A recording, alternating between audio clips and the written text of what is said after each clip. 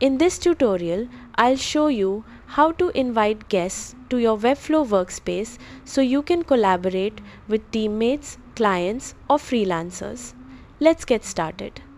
Open your Webflow dashboard, then click Settings and go to the Team section.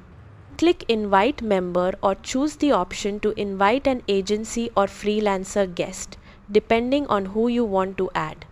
Enter the guest's email address, then select the appropriate role based on the level of access you want them to have. Choose the websites the guest should be able to access if your workspace contains multiple projects. Review the invitation details, then click Send Invite.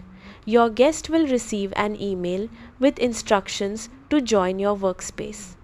Keep in mind that inviting guests requires the appropriate workspace permissions, and some collaboration features are only available on eligible Webflow plans. That's how to invite guests to your Webflow workspace. Thanks for watching.